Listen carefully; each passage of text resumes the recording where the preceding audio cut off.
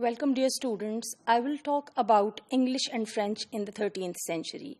The objective of the session is that after completing the session, you would be able to understand how during the 13th century, English took place of French, and French, on the other hand, instead of being the language of the nobility for everyday language, shifted towards the literary purposes. I hope as you complete the session, you would exactly be able to understand how both the languages were operating side by side.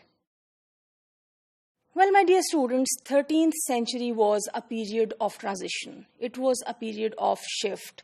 And it was a period of movement between the two languages, English and French. The upper classes continued for the most of the part to speak French as they had done in the previous century, but the reasons for doing so now changed. You know, when the Normans came here, French came as a mother tongue to them. They inherited it from their ancestors in the next generations, and this is how it was cultivated as a mother tongue. It was also supported by social custom and by business and administrative purposes for communication.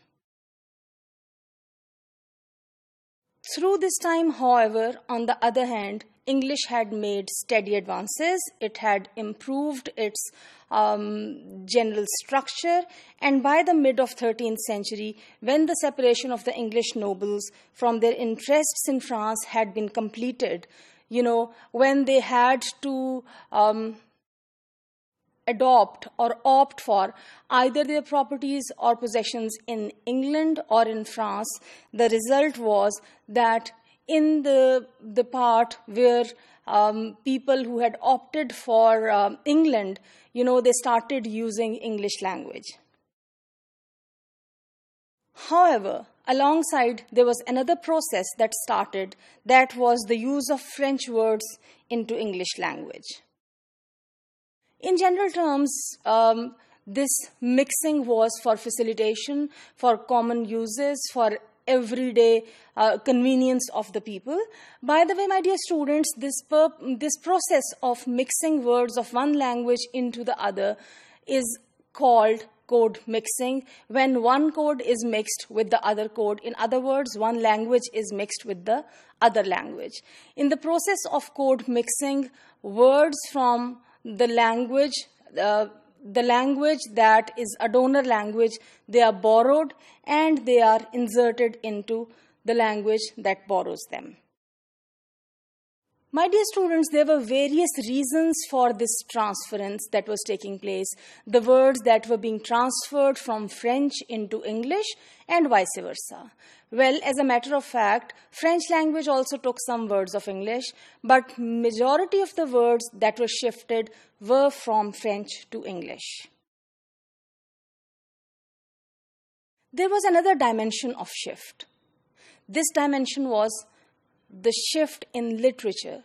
Literature from French shifted to literature in English. By the close of this century, some children of the nobility spoke English as their mother tongue. So, when after the first generation, the second generation took over, and then the third, and then the fourth, over this movement, over this change of the generations, there came a time point towards the end of the 13th century when the new generation, when the children of this new generation had English as their mother tongue.